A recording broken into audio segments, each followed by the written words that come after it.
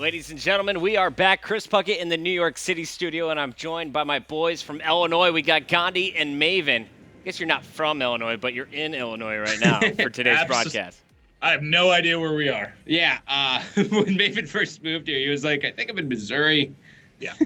When we landed yesterday, I think I said, or landed when we got back from Niagara, I think I said we're in Indiana. Yeah.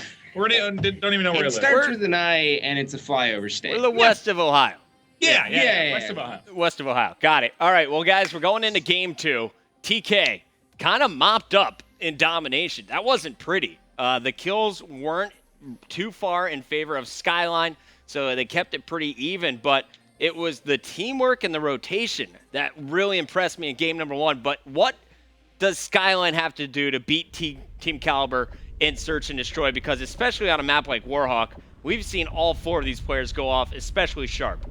Yeah, well, the thing is like, we kind of noticed it at Niagara is that, TK was so dominant at Search and Destroy in Black Ops 2, and it doesn't seem to have, like, that same exact carryover in Ghost, which, maybe it was just because of Mad Cat at Niagara, but with Apathy, it's going to be interesting to see because, they had new strategies with Mad Cat. They did a little bit different things, and so Apathy just kind of fitting in there might be a little bit rusty at first, but I'm expecting a lot of Bs.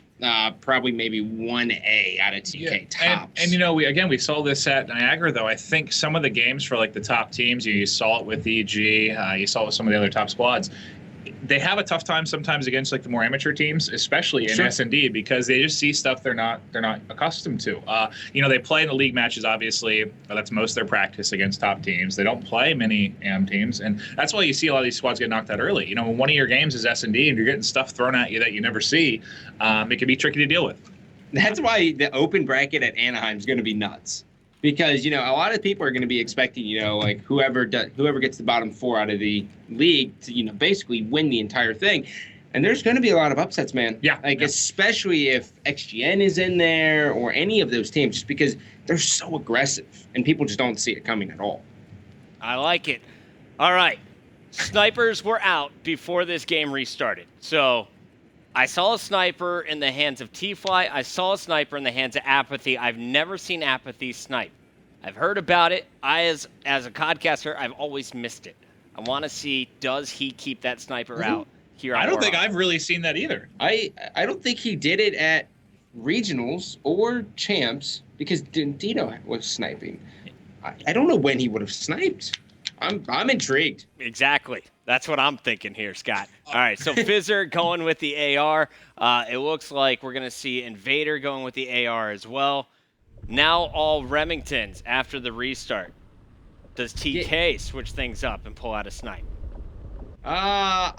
We've been seeing Neslo snipe a lot in the league matches. He does it just about every single time, but I guess with maybe the addition of Apathy, he might just be taking over that. But looks like they're going to be switching sides here, or Gunjar just made a mistake. So, well, I mean, Studdy's the only one that's been pretty, other than like one league match. He's the only one that really snipes consistently, I'd say. The one I can't wait to do, especially if like FaZe Black's playing or if we get some EG, is Octane S&D. We saw both these squads running like double sniper, which is just hilarious to watch. I love it. The double snipers actually works though too, especially on Octane because it's basically it's a crisscross. And those routes are so long that snipers so much cover. Pick them off easy. But if you don't get those picks and you're stuck with a pistol up close, it gets messy real quickly. Unless you're Karma. Unless you're Karma. Or Crim. They just make that gun work, and I don't understand it. Scump also on Warhawk with his pistol. I don't know if you guys remember that, but Scump went on like a 4-kill spree, just one-shotting people. That's absurd. Anyway. Yeah, when does that? The game is loading up for a 3rd time. So everyone at home, cross your fingers, hug your mothers. Oh, listen, this is what Maven and I get to deal with all the time. What was it? It was Friday, and Maven and I were like, hey, man, all right, look, everything's going to be a 3-0 tonight. We're going to get out of here. It's going to be awesome. We'll go have fun. Restart, 6 times in one game? I think it was 6 in a row. And it went to a game 5? Yeah, it was amazing. And then it went to like game 5, round 11. It was like a 2.5-hour series. All right, Apathy, the last man we're waiting on. Everyone else in the game, and there is that sniper once again. Invader pulling it out here with the L115 on the other side. Still waiting to see if anything will be switched up other than the MTARs. Sharp going with the thermal on his Remington, the hybrid scope. Yeah, that's. I think at this point in time, Warhawk Search and Destroy, everyone's kind of just accepted the fact that if you're not running the hybrid, you're doing it wrong because everyone throws smokes. Them and the best smokes case on scenario B. is that they're not running incog. So where do you go with this sniper if you're Apathy? Usually with top Gina's is a spot we've seen Bottom a guy go Gina's. put it, bottom Gina's. And I don't know where he's looking to head, but now did he switch to an MTAR?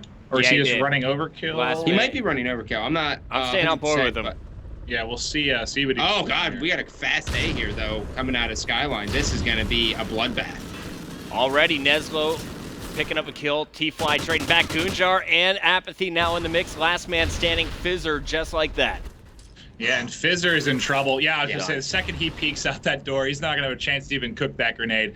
And yeah, it looks like round one will go to TK. That fast A push just got absolutely annihilated. Yeah, they sniffed that one out right off the beginning. But you know, Apathy was so fast. That lightweight class, he had no tacticals, he had nothing. He just darted and just cleaned them up. I like it. Yep. All right, strong start for Team Kaliber. Let's see. We got an LMG coming out for Fizzer on defense. And interesting class switches here. M27 in hand. The bomb, though, not going to A. He's going to have to rotate around. Who's carrying this bomb? Where's he going with it?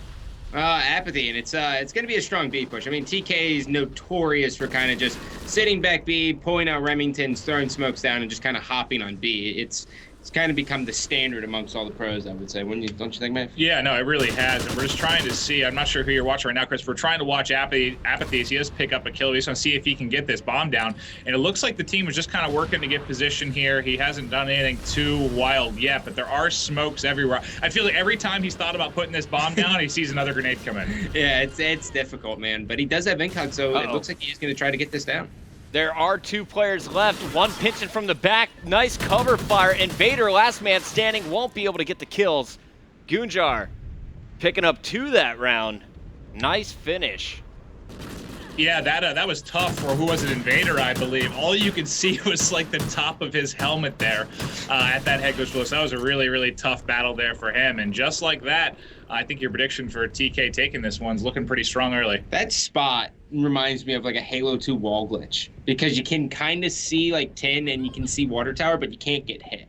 Right. Yeah, no, that was a very, very tough shot. All right, Fizzer's got the pistol out, chucking all kinds of grenades. That's 2 stuns, now 2 frags. Those connect, actually. No kills, unfortunately, and Invader is dropped. Goonjar picking up another kill on the bomb carrier T-Fly. So TK is just sniffing out this A push and immediately shutting it down. Goonjar spotting another player, calling out the Neslo. But I love the patience from TK here. They know where the players are. They're not making any moves, making them come to them. And just like that, Apathy cleans up the third. Mizuno, last man standing. Yeah, and he's about to get flanked here, and yeah, gets a little bit of a whiff with the knife, and Goon is able to take him out. But yeah, TK's kind of streamrolling. It just seems like they're kind of getting to the spots earlier, getting set up, and there's not a whole lot that Skyline's been able to do about it. But nice flank there by Goon, and that's what, second round in a row, he's even able to pick up that last kill. Well, every time they've been trying to throw this fast A at them, they're just committing on going A. I don't know if they know how Skyline plays, if they run A all the time, but TK's just figuring it out every single time. And if you're Skyline, you got to know this bomb's going B. Like, everyone should be rotating. Don't even check A, Fizzer. Now, last time it was Skyline getting first blood. They were able to chase down a player who tried to go watch the flank. This time, T-Fly gets way aggressive underneath the truck. He's picked off. Bomb still in hands of Apathy, who 4-0-1 is having a perfect game so far. Yeah, I don't know. You said it right. That was really aggressive. I don't think I've ever even seen like the defensive player push up to that spot, like under kind of the big ring. No, that was easy kill for Neslo, and Invader should be able to get one. So they're going to be a 2v2 here. Apathy and Sharp versus Fizzer and Invader. And I want to point out this should be a 3-on-2, but Invader headshotted Mizuno, so team kill puts the team down. And now Apathy, did he see that player on mid-street? Sharp is watching bomb. I think TK's got this round unless they blow it here big.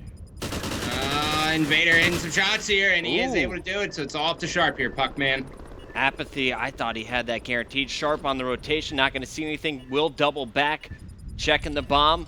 Goes for the grenade here. I like that play. Smoke actually on the bomb site. No. Not the best case scenario there for Sharp, as When I saw that going out, I thought this was a concussion. I was like, genius play, Sharp. Smoke, not so much. He throws a smoke to disguise the guy disfusing because he doesn't have a thermal on. Yeah, that was, I mean, then he got some hit markers. If he was able to kill the bomb planter there, he basically could have just ran away. I don't think there was going to be enough time left on the clock for the other player to get that down. But, yeah, Sharp just wanted to give them a little hand. I think he was upset. He felt bad for him. They're up 3-0. He just wanted to give him a little boost. He's a good guy. Yeah, good guy, Sharp. Good guy, All right, Sharp. Invader's got the fun gun out. Let's see what he can do with this. 2 players pushing over to A, make it 3 players watching A for TK. Only 1 on B. That bomb in the hands of T-Fly will start heading towards the B bomb site, and the first blood goes to Fizzer on Neslo. Yeah, and that was a good job by them. But, you know, Skyline, what they're trying to do when you send 2 guys A, you can kind of come around on the flank, but they got picked off right away. So these 2 guys, they have a lot left here, man. Down goes another, and it's going to be Invader and Mizuno going up against Apathy and Goon, 2-on-2. Yeah, I thought TK was going to be able to have a really nice flank there since they checked A, but good job. I didn't see which player it was. It kind of waited mid-street and stopped that entirely. But just like that, though, it's turned into a 2v2. So the advantage that they had early is all but gone. And we can see both the 2 players for TK are kind of mid-street right now. Look at Invader. Have to work this diffuser. They've only got 30 seconds left. Oh, Invader with the big kill. And That now is it's a off huge flank on the attack from Invader. I thought he was in a bad position. It pays off. The knife from Apathy, though. Can he clutch this one-on-one? 18 seconds still to go. I mean, if you're Invader, you got to play the clock here. So this is going to be very difficult. And the bomb's on the other side. Oh my God, he got Apathy. So clutch. So well played. I mean, that's similar. We got to show you this play another time, Chris. What was it? Slacked for Vex had just a disgusting play. Just similar, but on the reverse side. It's kind of faking the disarm or faking the play and then popping there. So beautifully done by Apathy. And that was close. I thought they were going to win. They should have won that round, really. That's the second one that Skyline's kind of given away. All right, next side, 4-1. Team Kaliber threatening. Apathy, obviously the player to watch at 7-1-2. He has constantly been in the action, just clutched the one-on-one. Well, apparently the cruise didn't affect his decision-making too much. He's really, really doing well in this S&D. And it looks like, Apathy? He is going to be our bomb carrier again. He should be able to get this down. There's 2 basically right by the barrel to the left. I think he's going to get pushed. Oh, man, that's tough. And now it's off to Neslo. But Neslo's on a flank, so has 1. Short work. Sharp still in the action. Actually falls in the back. Up close and personal. Could not beat Fizzer. And now Neslo, very tough position. Gets 1, but cleaned up from the back end by Invader. We'll see it one more time. Skyline not going down without a fight. This round not the prettiest, but pretty well executed the defense on A. Yeah, that was a good spot for him. I mean, he had no idea. You could see just via the minimap, the second Neslo tried to go out there, he was either going to get shot from the front or the back, and he does get taken out. So, yeah, a little life here out of Skyline. Still down 4-2, but they certainly have a lot of time. They can win this offense. I mean, obviously, it's a lot easier on the defensive side of things. So I think if they can win this one, they might have a good shot at tying this up, Chris. Look at this strategy. This is a thing of beauty here. They were expecting TK to be a little bit more aggressive and push down mid-street, and they would have gotten first blood quickly. So now TK has to assume they're going to be going B. Ooh. All right, now, did Sharp spot the player on the far B flank? A, at this point, what do you do? Because Sharp's over at B. He knows it's clear. How do you force this through? You can take that one, Maeve. I've never seen this before. Yeah, this is playing out. I think he might have eyes on Sharp, not able to pick up that player on the rotation, but I don't know. I mean, they're all over at A. Sharp should have a pretty good flank if you're still on board with him, but there is a player you can see just from the minimap, player watching the flank. Goon's also at Zigzag, able to get 1, so it's going to be a 2v2. They just need to make sure they work together well here, but they've got a lot of time, 35 seconds left. Sharp on your screen. Will he check this corner? Goon right behind him. They're ready for the trades if needed. Sharp goes up the stairs. Going to drop down right in front of that player. He goes down. Goon answering back. Makes it a one-on-one. 20 seconds left to work with. And he is going to secure it. Goon He poked it. shutting it down. Shooting the bodies with a little celebration and some nut love. Oh, yeah, Goon definitely gave the nut love. He just came around that corner, and that player was waiting for him. He popped him right in the dome. That's the third round now, 4th round where Goon's gotten the last kill. So, yeah, he's 10-4 now. 10-4. Yeah. Goon's going off. Apathy was 7-1. Goon was sitting at like 6-3, 6-4. Goes huge. 5-point spree for the Goon. And now they are within one round of closing this out. They're on the attack. They're going to B. Skyline, can they shut it down? I don't think so. I think this is game over right here. Goon might have actually had the ace there. I know he had the last 3. I don't know who had the first one. But I'm not sure. I think maybe might have been Neslo, but I mean, Goon had a hell of a Niagara event. I mean, he had 50 kills in Blitz, which is just absurd to have on land versus top competition. So he's feeling the rhythm. He's comfortable on TK. He loves the colors. He had the chance of making a team change, and he didn't. So I'm glad to see him still there. Apathy just barely to get out alive there. And this may be the final round. Puckett is their advantage here, 4 versus 2. I think as soon as they get this bomb down, it's pretty much locked up. But you can see they're kind of hesitating on getting this down right now. So many smokes. That's the 3rd smoke grenade I've seen go out for TK. Goon getting some hit markers in 10 as Nezlo cleans up Fizzer. The pistol from Goon will seal the deal. Goonjar going huge on Warhawk in the second half of this game after a strong start from Apathy. TK crushing 6-2.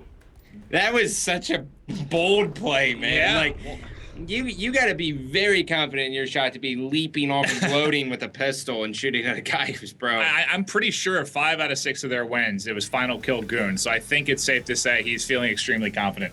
Yeah, like Apathy had at least one, so. All right, so TK ties it up. Looking like a brand new team. Can they keep it up and respawn, though? Blitz is coming up next for a final game number 3.